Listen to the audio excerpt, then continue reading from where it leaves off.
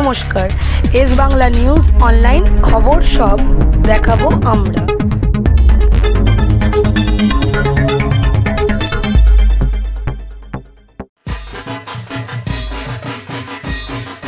শারদোৎসব তারই প্রাক্কালে ইউনেস্কো দ্বারা রূপশ্রী প্রকল্পকে স্বীকৃতি দিয়েছে। এর আগে লক্ষ্মী ভাণ্ডার বা কন্যাশ্রীকে ইউনেস্কো স্বীকৃতি দিয়েছিল, কি বলবেন?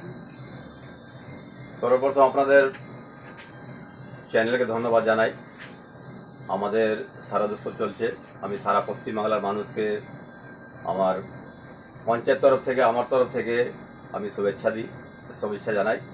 এবং এই যে লক্ষ্মী ভাণ্ডার, কন্যাশ্রী, রূপশ্রী যেগুলো আমরা পশ্চিমবাংলাতে দিয়ে থেকে আমাদের মাননীয় মুখ্যমন্ত্রী মমতা বন্দ্যোপাধ্যায় যেটা দিয়েছেন, আজকে সেটা অন্য রাজ্য সেগুলো কিন্তু আমাদের নকল করে তারা দিচ্ছে, নানান রকম নাম চেঞ্জ করে তারা ওগুলো দেওয়া শুরু করেছে। এখনও দিচ্ছে কিনা জানি না, কিন্তু আমাদের এটা অনেক আগে থেকে চালু হয়েছে। এটা ভারতবর্ষতে স্বীকৃতি পেয়েছে এই বছরে।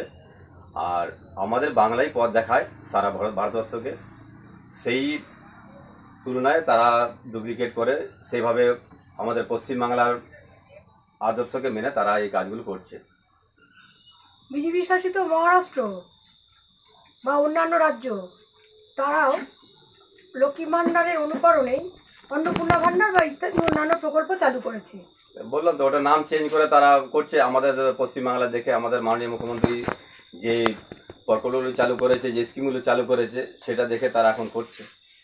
দেখি কতটা সাকসেসফুল হয়। আমাদের তো সাকসেসফুল, আমরা আমাদের ভারতবর্ষ থেকে আমরা পেয়েছি যে আমাদের 1 নম্বরে আমরা আছি। মুখ্যমন্ত্রী বলেছেন ধর্ম যার যার, উৎসব সবার। উৎসবের প্রাক্কালে কি বার্তা দেবেন রাজ্যবাসীকে? এটা বাস্তব, এটা আমাদের ধর্ম যার যার, উৎসব সবার।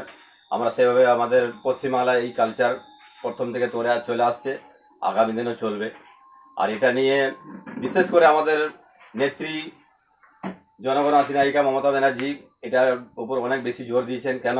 যেহেতু সারা বিশ্বে আমাদের দুর্গাপুজো সবথেকে বড় উৎসব পশ্চিমবাংলার, যার জন্যে আমাদের মমতা বন্দ্যোপাধ্যায় আমাদের যেভাবে মানুষের পাশে, মানুষের সাথে আছেন, আমাদের নির্দেশ দিয়েছেন, আমরাও সেভাবে চলছি।